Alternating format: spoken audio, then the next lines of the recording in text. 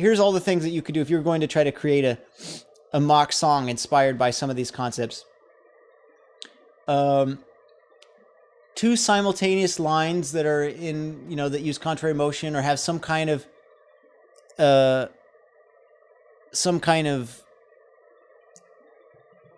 counterpoint-like quality, right?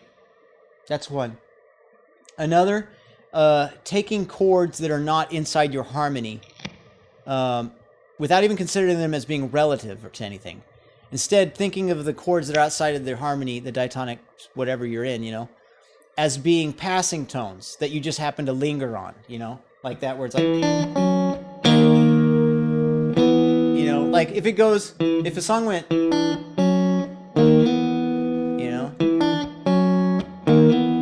would it really be any different to go? It wouldn't be. It'd be essentially the same. I mean, the difference, it would be different, obviously, but the way it would be different is that you would just hold the tension longer. The fundamental principles of where that chord came from would be the same if it were, or versus, so that'd be like a second way of thinking, I want to get a chord in here that doesn't fit, one that sounds interesting and strange because it doesn't belong with like my key signature. Let me do a passing chord and let me just hold it a while before passing. And it sounds like it's a chord that was just, wow, he grabbed that. Where'd that chord come from? How is it related? And it's kind of, it's like sort of a magic trick in a way.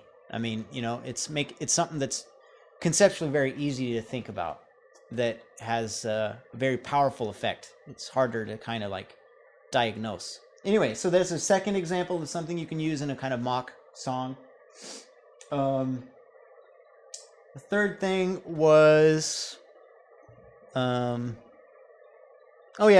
kind of little chromatic line, but like with Hendrix, where basically you just see like beginning and end points, and then walk through them in some kind of like that kind of pseudo jazz type way, which I think is what happened here. Except I think that there wasn't meant to be in like a walking jazz bass line. It was meant to be kind of more like a lead,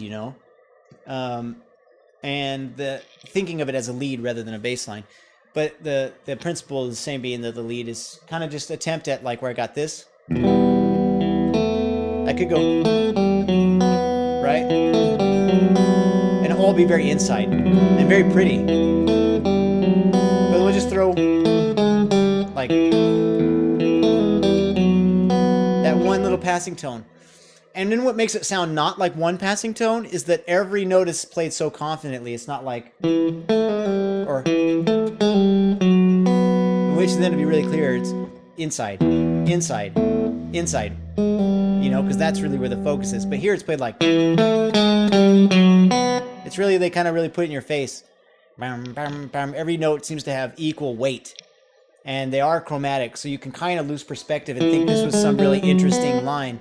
Which it is in its own way, but basically it's just inside stuff with that passing tone. That's kind of the third way of thinking about like a kind of a compositional tool. And a fourth one is the idea of like some sort of framework that you then sort of fit chords over, like that bass line thing. I did something similar to that in the song on my first album called Sirens, where I wrote the chord progression this way. I thought to myself, I want it to have interesting chord changes that are hard to solo over, but I want it to be super easy to solo over. So how do I do that? And I thought, well, let's say I don't remember exactly what the chords were even now, but the idea was like, let's say I want a chord that I could solo G minor over. Right? So I could do G minor, or I could do F major 7. That could be my first chord. Right? Or I could do E flat major 7. Right? So let's say I did that, because I know that's going to sound the hippest of those choices.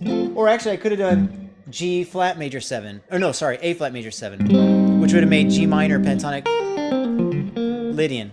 So you know what? How about let's say that. Let's say the first chord is that. And then here's the thing: when I solo, I want the chord changes to be radical and how do they work? How do they fit together? But I want it to be easy to solo over. Well, what if I want to solo with G minor pentatonic to A flat minor pentatonic to A minor pentatonic and just be playing pentatonics? You know.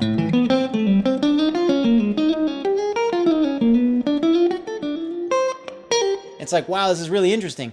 And then, of course, I'd have to make it more interesting by making it... I don't want to play solo like this.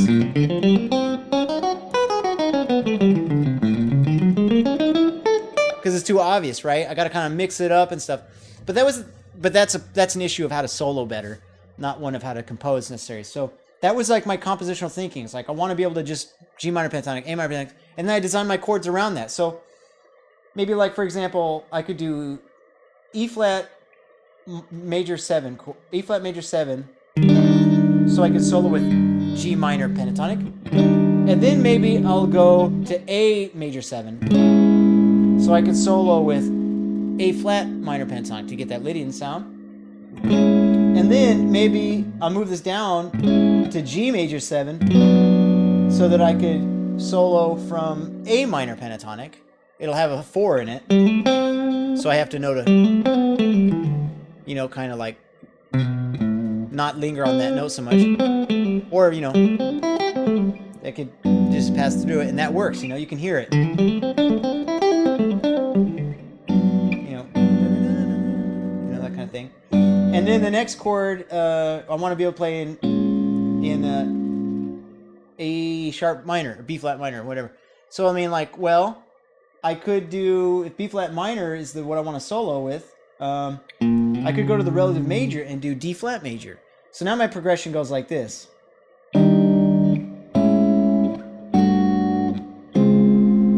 Like, wow, this is a really fancy thing, you know? Now watch me solo over it. And essentially I'm just, you know, like, you know, but way not that bad. I'm just doing it bad to show, like, to show how simple I wanted it to be initially. And anyway, you get the idea. That's kind of like strange thinking in a way. I don't think they usually think like that. I wanted something that I could solo over easily, but would sound harmonically interesting and complex and creative. You know, and so by doing that, I ended up coming up with ideas that I wouldn't have come up with if I was thinking 1 chord, and how about a 3 chord, and then I want to change keys somehow by like sort of changing perspective of what chord I'm playing and how it would relate to some other diatonic, like some other key, you know? Like, that's going to get me a certain sound. And the sound I got from doing this was way farther out. Anyway, I think that's the kind of thinking that was done with this bass line, essentially. I want the walking bass line. And how can I put the chords, what chords work for that? Anyway, so that's that. The rest, it's like, I think the way they thought about that part was like, well, now we need to do something that our pop fans can hang with. So let's go. And I can sing a line, a melody over it. And, you know, it's very normal. The bass line is really cool. It's got that, like, kind of fretless bit sound. Then the breaks, I think the breaks are essentially like when Holdsworth, for example, when Holdsworth does a song, he'll take a voicing that he likes a lot. I don't know. I'll just take a random example. Like if I went, and he'll write a song goes like, I'm just going to do a fake example. Like I'll go, you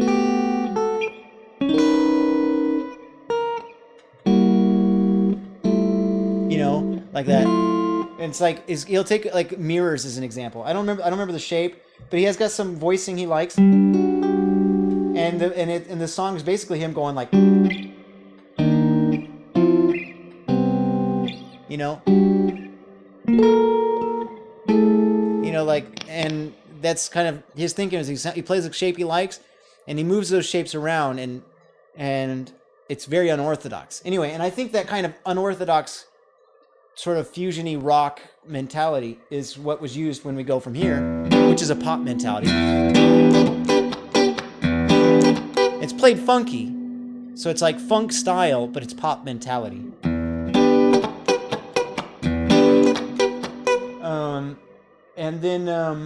And then go into stuff like where, you know, it goes,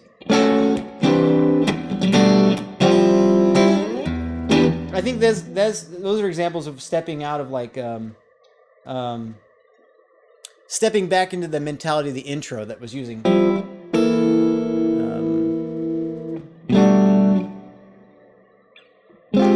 using like those kind of like grabbing from that bass line. I think it's just kind of going for like, I want to use the shape here and here and here, and to the point where I feel like this sound really kind of like summarizes the entirety of the tonal quality of the piece. You know, they're always reminding you, like Holsworth. What if I wrote a song that went like this? You know, I mean, I don't remember what I did, but it sounded cool.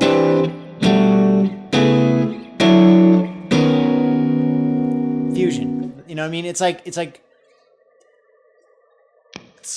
as easy as it is hard, you know? I mean, I think that's the kind of simple thinking.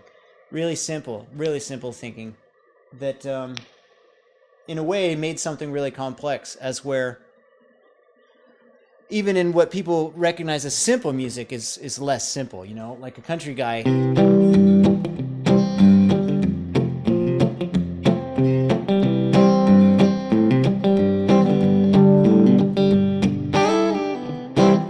he's not allowed to go.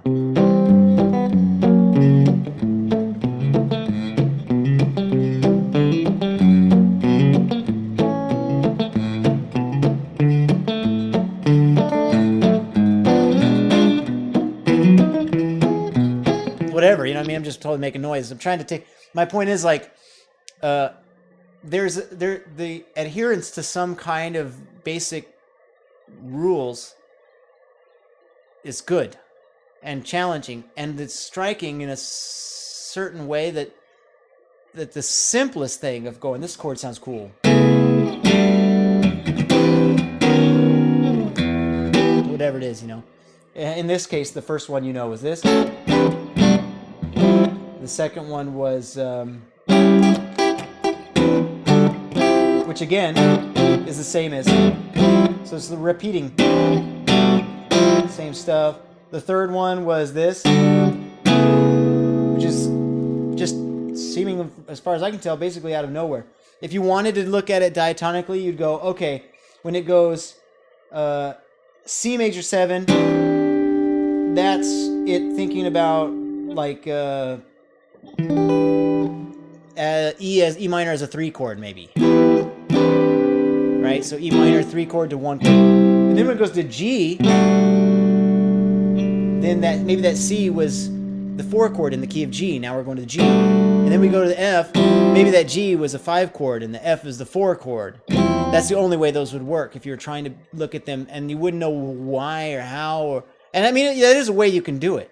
And that might be the way they thought about it, but maybe not. That's kind of far out. You know, you look at a chord and go, E minor. Well, next I'm going to go G major 9 to A major 9. And what that meant was the G chord is the 4 chord, right? Like E minor would be a 3 chord, or no, it would be a 2 chord. No, excuse me, E minor would be a 6 chord of G, but then it goes to A to reveal that G was a 4 chord all along, because the only whole step apart major chords would be the 4 and the 5 chord, which means that, yeah, the E minor would be a 2 chord to our 4 chord to our 5 chord, and back to E minor, a 2 chord. You know, so maybe they were thinking that way. Like if you diagnose it or sort of deconstruct it or reverse engineer it, you can see how they were thinking about chords and why this kind of weird behavior works. You know, and you can try to figure out how the relationships, but to me it definitely seems after the fact. It doesn't necessarily have to be, but it seems that way to me. Anyway, I think that basically sums up everything about the piece. I don't think there's any other tactics employed throughout the entirety of it except that one part.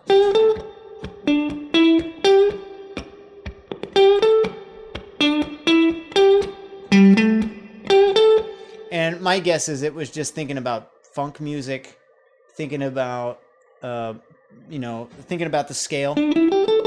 I think sometimes, like that's an example where the scale wrote the music. Somebody was like, and you get that like plinky tone and that funky music like that you hear a lot. So I think they were thinking stylistically. You can listen and go, I'm going to write a country song.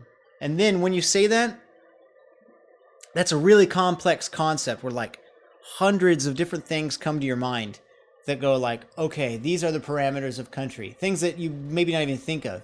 You think of timbre of a guitar, the types of playing, like bending, and the difference between like versus like a that kind of bending.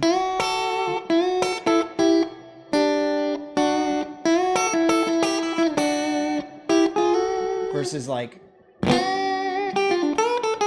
whatever, like you think of basically idioms that you've collected in your mind of things you've heard. You think of timbres, you think of form, like if you're thinking fusion form, you wouldn't do 1-4-5 stuff, and so anyway, that's a whole lot to think about. So here's what I'd recommend this week. Get those parts down, try playing them along with the record, enjoy the tune. And totally on a side note, outside of all that, I would say it'd be cool to try to write a song, not like a song necessarily that you want to keep forever. So don't be too critical, but use a song that uses some of those tactics, any